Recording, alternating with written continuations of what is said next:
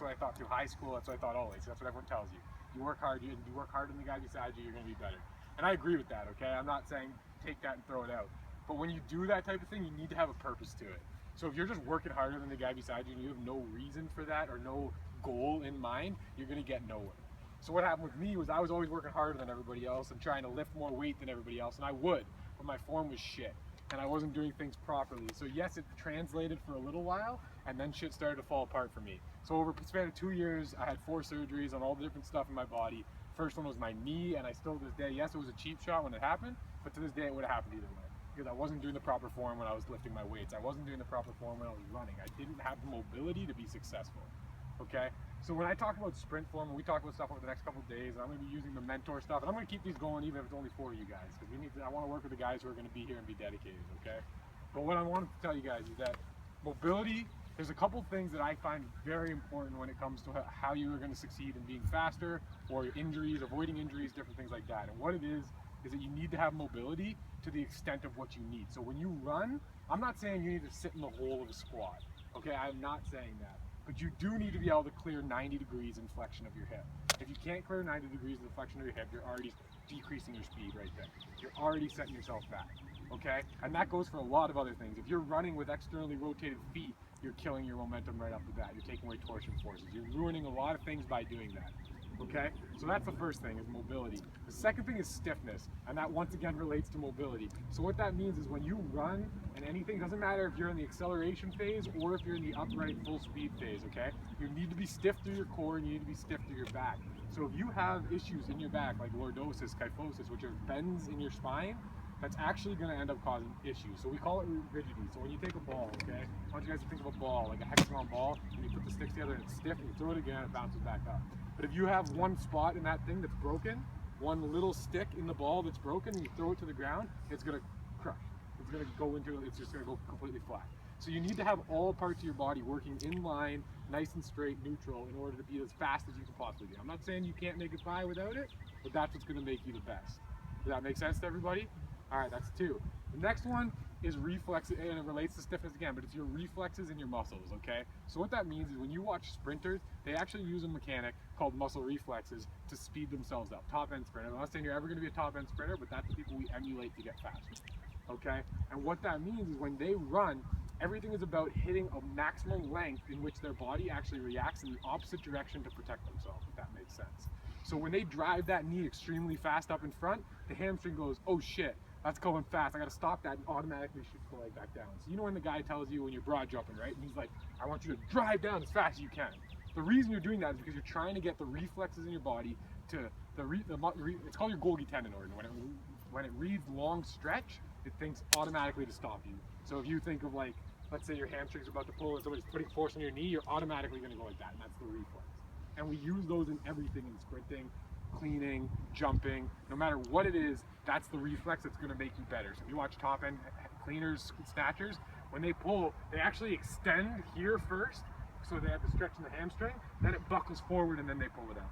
And it's because that reflex is what gives them extra power. It's that type of thing.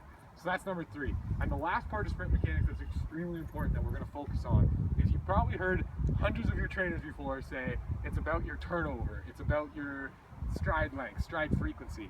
That's actually a product of other things, okay? The way you're fast is by how fast your ground reaction time is. How fast are you getting on the ground and off the ground? That's what's going to make you fast. And the second thing is how long you're in the flight phase of your gait. So that's how long you're in the air during your running time, okay? And the reason why that's the actual equation is because it's not about pushing yourself forward, it's actually about pushing yourself on a very slight degree of forward with upward momentum. And the reason for that is because you put propulsion forces into the ground which shoot you up, giving you more distance as you float in the air. And that's why when you see top-end sprinters, their extension at the end, when they're at their max velocity, I'm not saying early on, the max velocity, their leg's actually not getting past about this much extension. And the reason for that is because they're actually just clawing themselves forward with slight movements of about 8 to 10 degrees behind their actual body that propels them forward because they're high off the ground.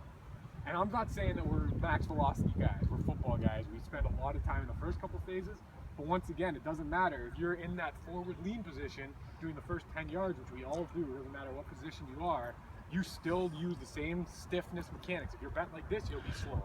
I can tell you that right now. You have brakes in the body, okay? And then one other thing I just wanted to let you guys know is that I learned all my stuff. The way that I've learned, just so you guys know, is that I've had a mentor, not that I followed, but somebody that I was always interested in. I tried to get in contact with him a couple times and things like that. His name's Laurier Sprint, if you want to look him up. And there's tons of videos by him, and he's great, okay? So that's the stuff we're going to be trying to cover today, and it's going to be slow shit. I'm not going to lie, but you're still going to feel it, okay? You're still going to feel the difference, okay? So we're going to start with some pretty basic shit. So the first thing we're going to do is get on the line there, all right, guys? We're going to start straight up, and we're going to do one of the most basic things, all right, you guys have ever done when you're here, okay? So the very first thing we're going to do, I want you guys to stand feet side by side, let your hands relax to the side, okay? You good? What we're going to work on is what's called a thigh palm, or what a lot of people call thigh palm. Some call it, you'll hear other coaches refer to it as pistons, making your legs fire like pistons, okay?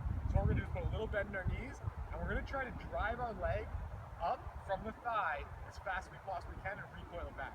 So it's going to look stupid, okay? Just know that in the head time. What you're going to do is you're just going to drive and come back, drive and come back, drive and come back. I want 5 of them. You're trying to actually get extension, get that knee up a little bit, and drive and come back, drive and come back. All right, use your arms. All right, guys? Just do 5 on each leg.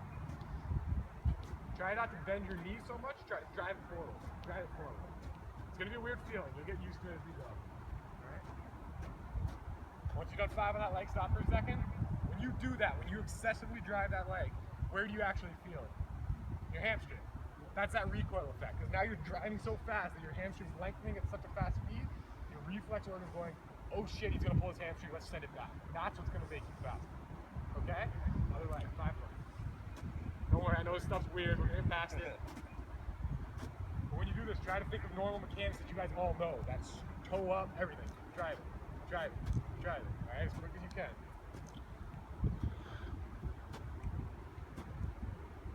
Alright, good. Now here, come out here for a second. Alright, when you run, right? That's what we want to emulate when we run. That's that drive. When people say drive your pistons, that's the important part. Driving the knees up so it's going to make you faster, not driving through the ground. That's not going to make you faster. It's going to slow you down. It's going to make your time on the ground longer, which is bad. Okay? So what I want you to do is you're going to stand here, okay? I want you to bring your heel to your ass. You know the hamstring that we talked about? I want you to do that. And I want you to watch you do it. I want you to do it as fast as you can. So do it. Just standing there, just go. Do that. Now do it again. As fast as you can, though. Get up there. What does that look like in terms of what you guys were just doing? It looks identical in terms of what your quad do, right?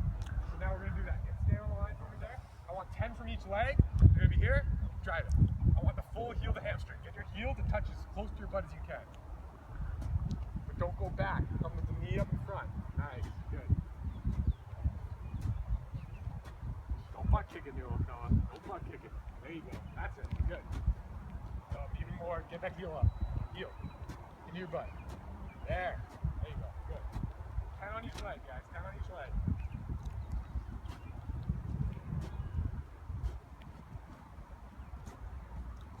There you go. Good. All right. Now we're gonna make it. We're gonna dumb it down even a little bit more for you. All right. I want you guys to lay down on your side. Legs straight. Everything straight. Torso straight. Head straight. All right. As neutral as you can get. If you gotta put your arm above you, that's fine. Doesn't matter. Now we're gonna do the exact same movement, but there's no gravity. So now we're even talking about lighter. So from here, boom, quick, boom, keep that toe up, all right?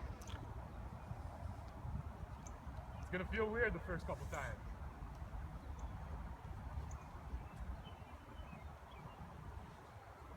Keep your toe up, keep your toe up. Don't touch it, like you're gonna be at the front. Yeah. Once you're done 10, flip on over.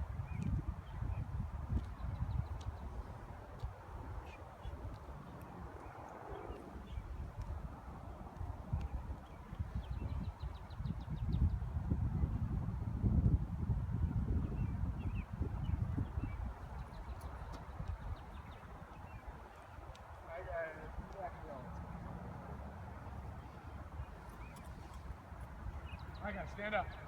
Stand up for me. Alright?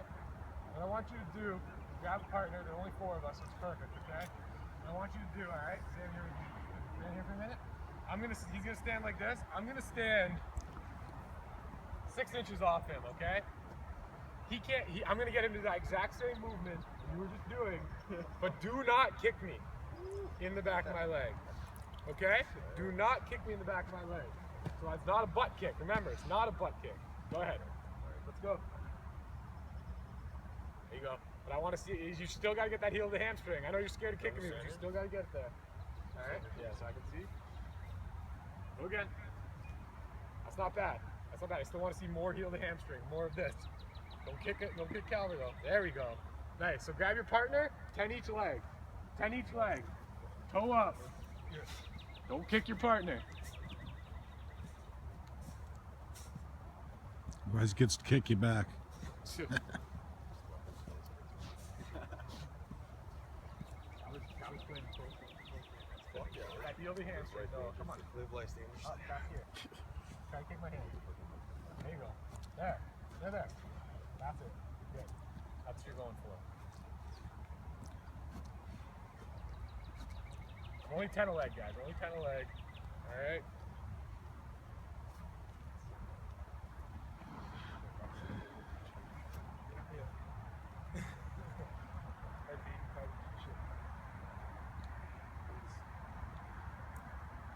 All right.